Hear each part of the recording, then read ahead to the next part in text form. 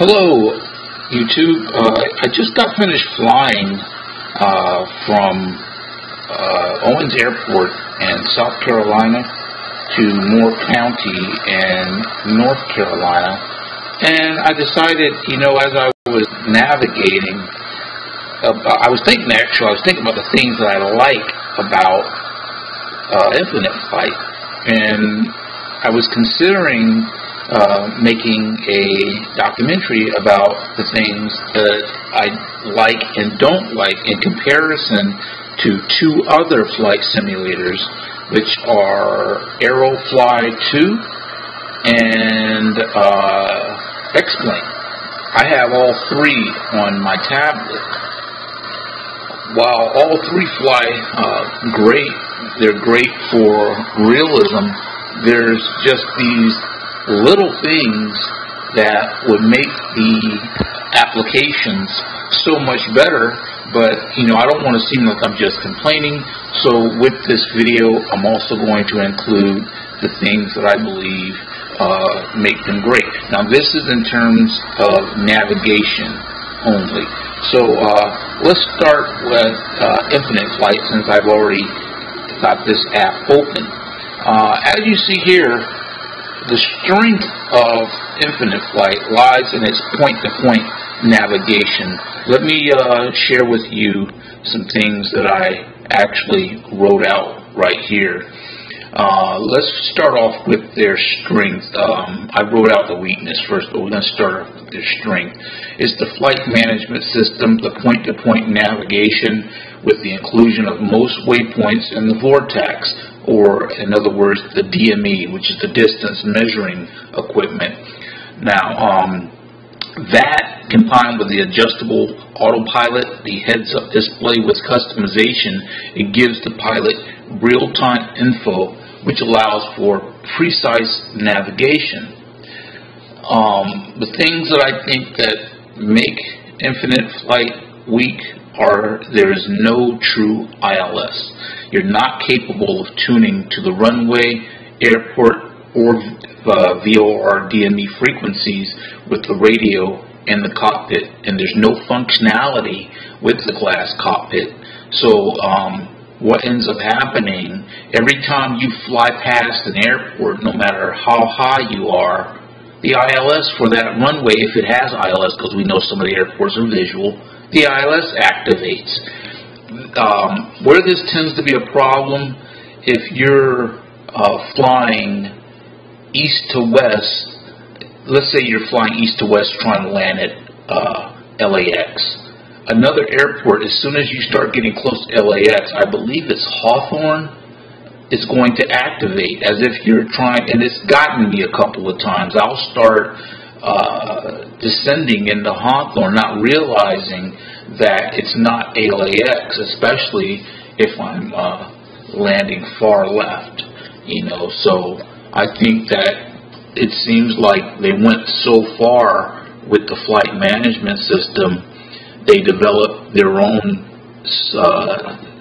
ILS system, which it works. It lets you stay centered and descend into onto the runway at the airports, and it's a great system that they have.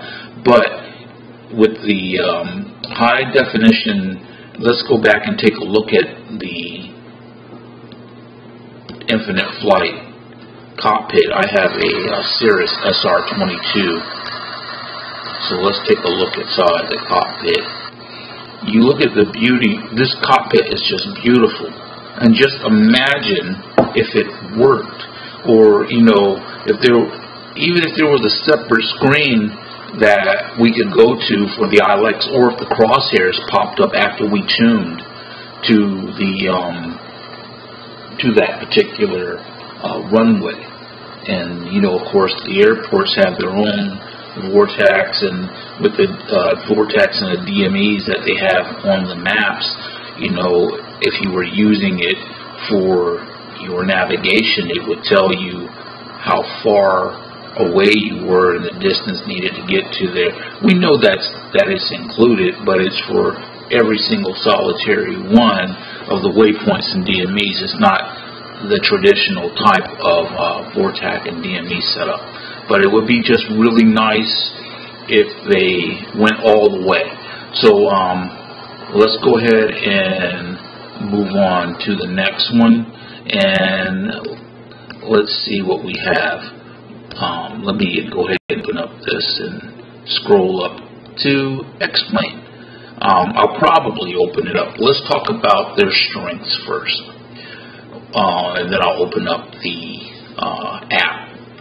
The strength of XPlane comes in the fact that they have an actual instrument landing system. They have this with a functioning glass cockpit and 2 tunable radio systems, which allow pilots, where pilots can practice zero visibility landings with instruments only, or you can practice using crosshairs. And what I mean by that is, as long as you know the elevation of the airport that you're landing into, you can use airnav.com to get that information. You know, in XPlane, they don't provide the precise information the same way that Infinite Flight does. You can get all the information about whatever airport you're going to land at from airnav.com. So as long as you know the elevation, you don't have to look out the window of the plane as you're coming in for an approach. All you have to do is keep those crosshairs lined up after you tune to the radio. So let's go take a look at XPlane. We'll open up the app. It doesn't take that long to open. This is where I cut my teeth with my landings. I should be a lot better with my landings. I got a little lazy and stopped practicing because as there were improvements to various applications, I started flying other apps, and some of them were really arcadey, and I shouldn't have really been flying it, but they weren't really any fun. So here is what I'm talking about. Like, you take, for example, you could be in the cockpit here, because we know we don't have the real cockpit, but you could actually fly into a airport like this. So let's pull up another plane. Like, let's pull up a commercial airliner. I know I have like a 777, so there, we'll pull up the 777. It's all the same. So no matter what you fly in, when you're in cockpit view, it's a heads-up display like this. And typically, if you are coming in for a landing, like, let's go to the map, and we'll go to on final here at Seattle, and so there. So you could go like this. I'm not going to control this plane. What I'm going to do is tune the stack. Where am I? I think these are all. I think all these radio frequencies are all the same. Am I coming in on 16? 16 left. Let me center. And scroll down. Maybe it's, what is that? 13. A final on. I think I'm on final on 16 left. So let's go ahead. Right center.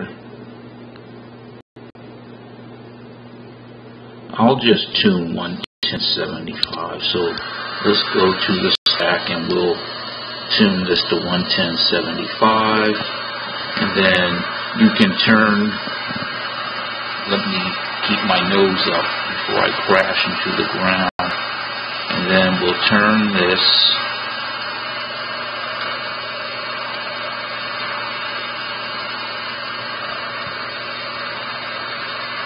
Alright, so there. Okay, so I've got the horizontal. I need to come over to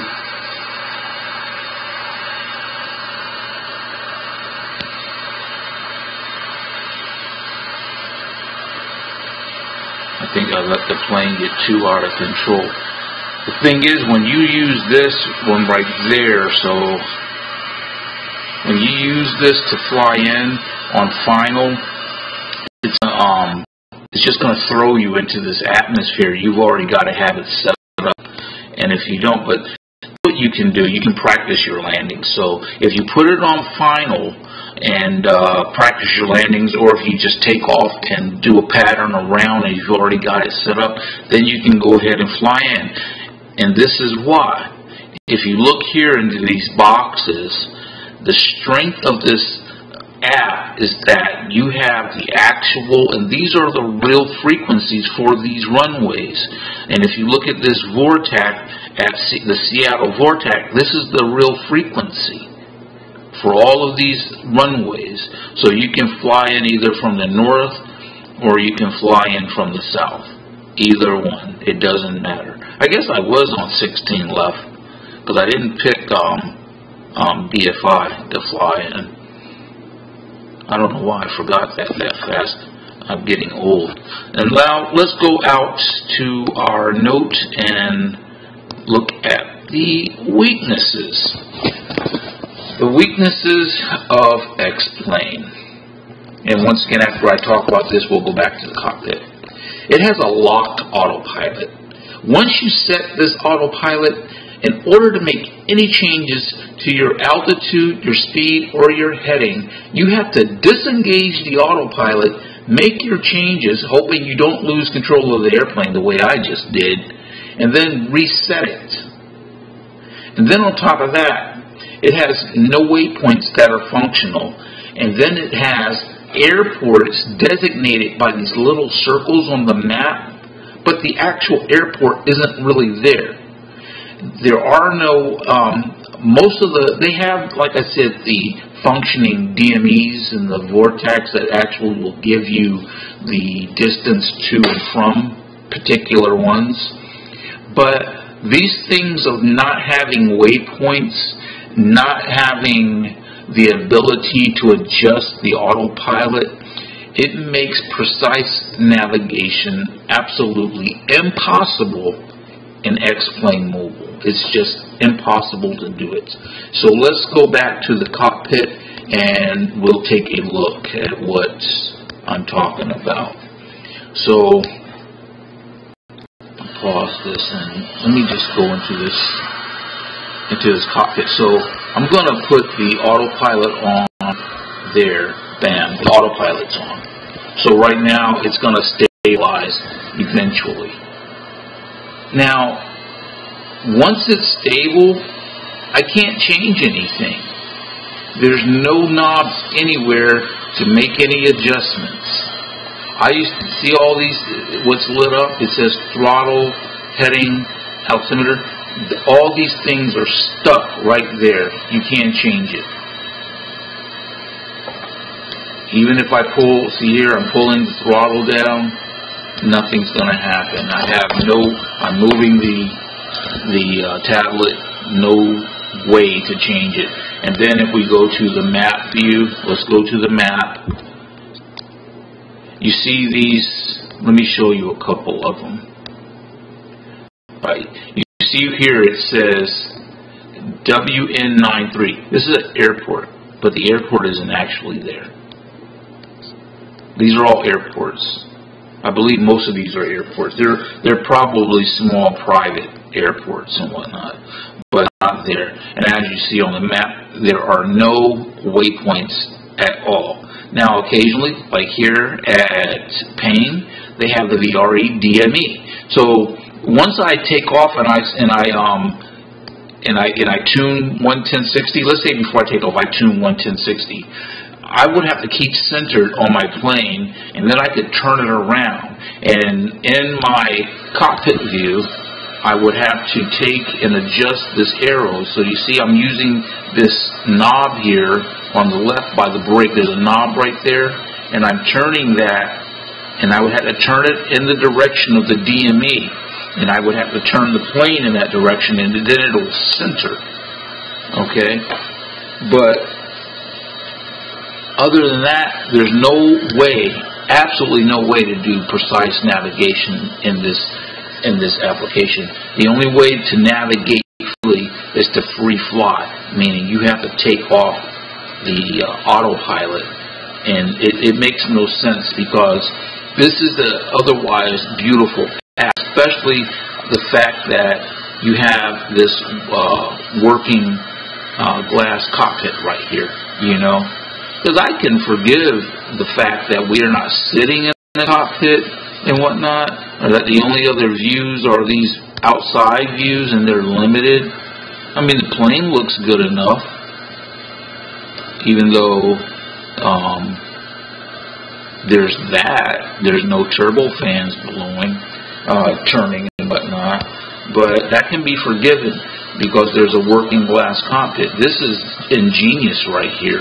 Okay, yeah, so let's see. I think you have to be in a particular distance for the DME to work, so let me see, what was that code? Up here, pane, let's go back to it. There's pane, and I don't know how the map spins, because once it's oriented to north, it should stay there. I don't like that. So let's type in 11060 and see. Yeah, so there it just tuned. So I would have to turn. I just came off of it, and it wants me to turn this all the way around. So let me turn.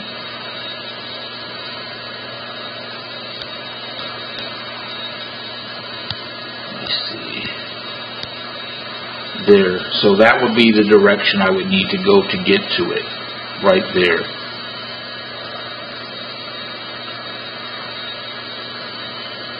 It's changed because I believe we might be coming to the edge of the map. You can fly off the map in this app. Alright, so let's move on. The last one that we're going to talk about, let me close these other. Let me close XPlane. Oops. I hope that's still working. I didn't mean to do that. So we'll open that.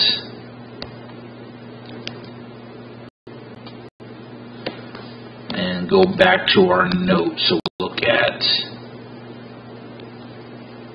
Aerofly 2. And I kind of laid into Aerofly 2. Number one, there's no tunable radio stack with its functioning glass cockpit. The cockpits in Aerofly 2 are absolutely beautiful. The other thing, there's no actual ILS. And then there's no standard for glide slope capture at each airport. There's no control over the flight plan. No waypoints, vortex, DMEs to help ensure precise approach.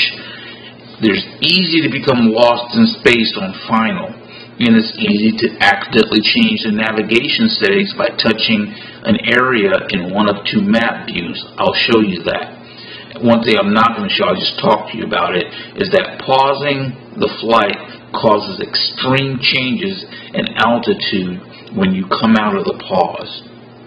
The strength is the heads-up display, the functioning glass cockpit, which adds a realism combined with adjustable autopilot, give pilot ability to navigate easier. So what I'm saying here is, it's great that you can set the autopilot and you can change it.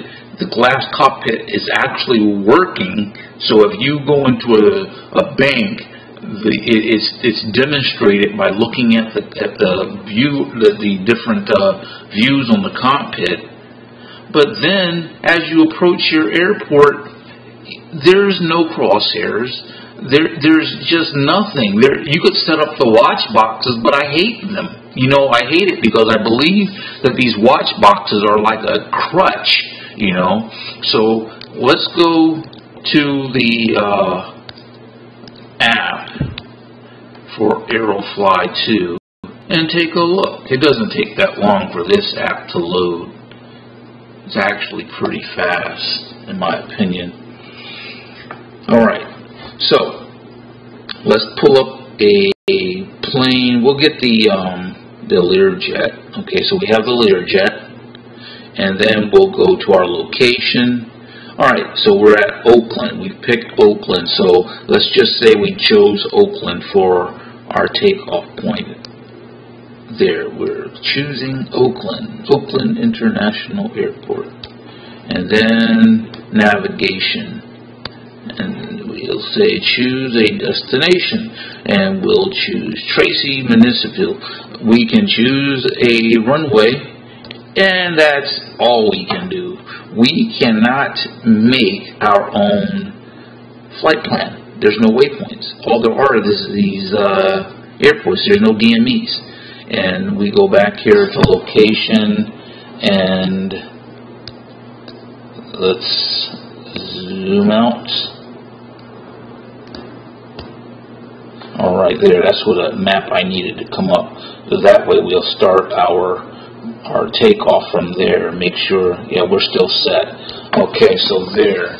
And then you can make adjustments to the conditions, which we're not going to go through all that. And we press start. So now we're going to wait for the game to load, or the sim to load up. And we tap. Now, this is a beautiful rendering of this plane. Here's our flap control. Here's our throttle to the left under that. Our different views, and we have our autopilot there. Across the top, this is not customizable. You're stuck with what's here. You have the wind direction. I believe next to wind direction, it must be the outside air temperature. The next, which I don't understand why this is here, but it's the percentage of throttle. And so as I pull this up, the same reading I'm getting down here is the same reading there. It's pointless to be there. We have the heading, and again we have the glass cockpit demonstrating the sky and the horizon and ground. And I believe this is the altitude and speed. Altitude and vertical speed, and our destination, and the miles to get there, the runway we're landing on, and the elevation. That helps. Okay. So let's look inside. This is where I believe Aerofly blows XPlane and Infinite Flight away. Take a seat. After you're in the plane, you can look at that. Look at that detail. That is killer. And then look, you're a businessman sitting in the back of the plane.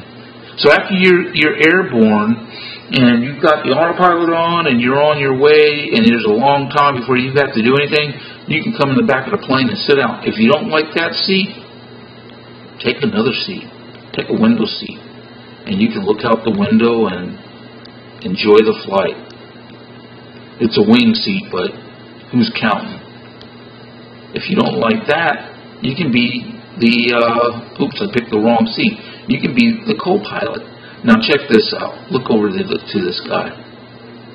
He has no head. I can either, in my app, I can either have a guy with a head, or I can have a guy with a body. I can't get a guy with a body and a head. I get a headless horseman to fly my airplanes. But this is the thing I want to show you.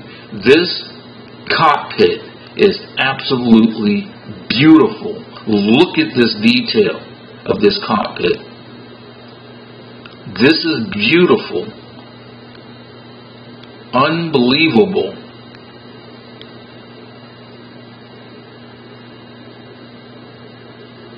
Look at that detail. And let me put the plane in the air. You see this airplane with the arrow up? If you press that, the plane will just suddenly be in the air. So we're going to do that. There, we're in the air. It'll just put you in a random location. So we're in the air and we're flying. Watch the glass cockpit. You see what it's doing?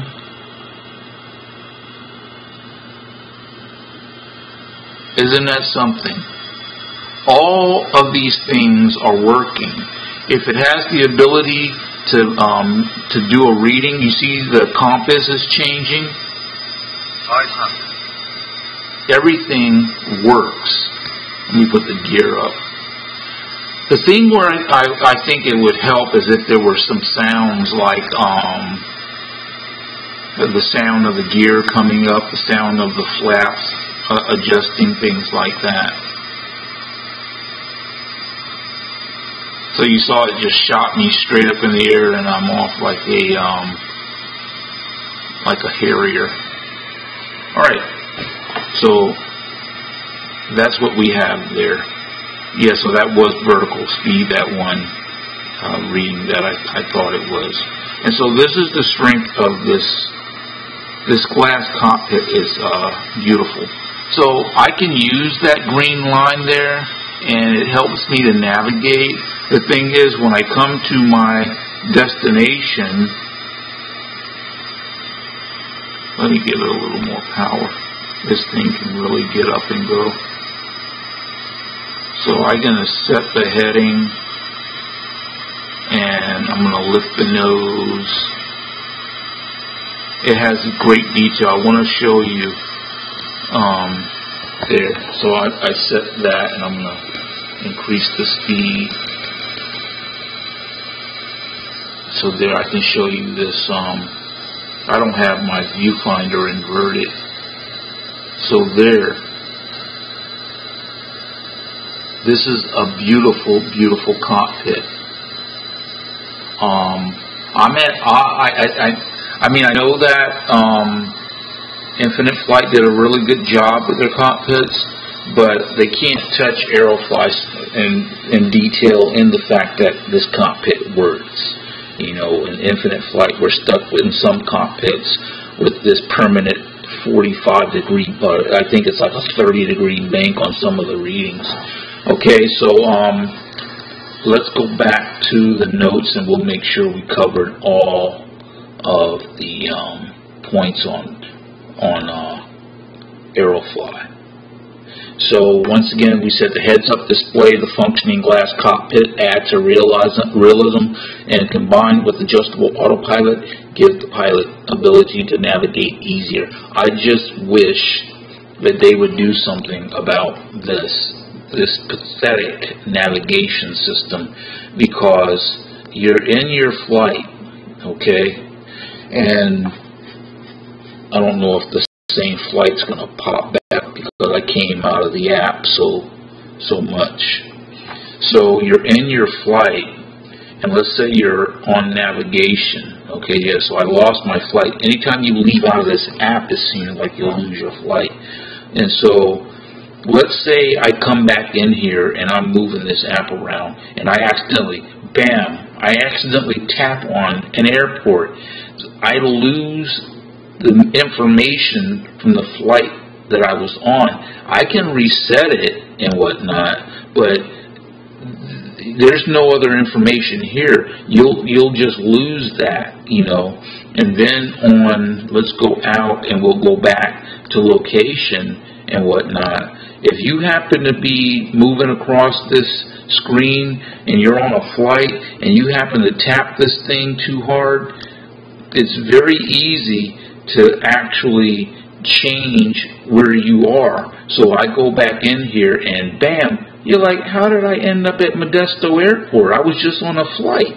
It's because you tapped the map too hard while you were moving it. And this is the thing that I don't like about it. They should have a real navigation system.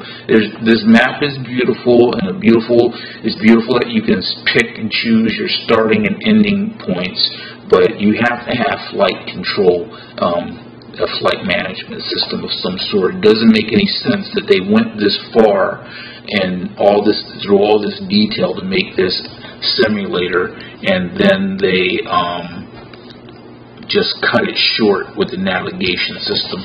So I'll go ahead and show you again. I'll scroll really slowly so you can see. I don't know why that keeps doing that. So there's infinite flights and XPlane, weaknesses and strengths for, and remember, only thing I'm talking about here is as far as it's concerned is with the navigation, because I don't like arcade type flight sims.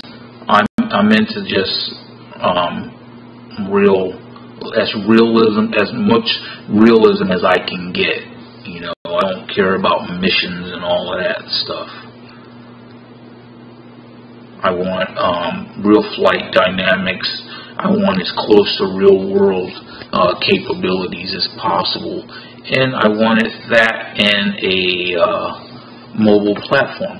So that's all I have for you. I hope that you leave comments below. Tell me what you think of these 3 apps, and thanks for watching.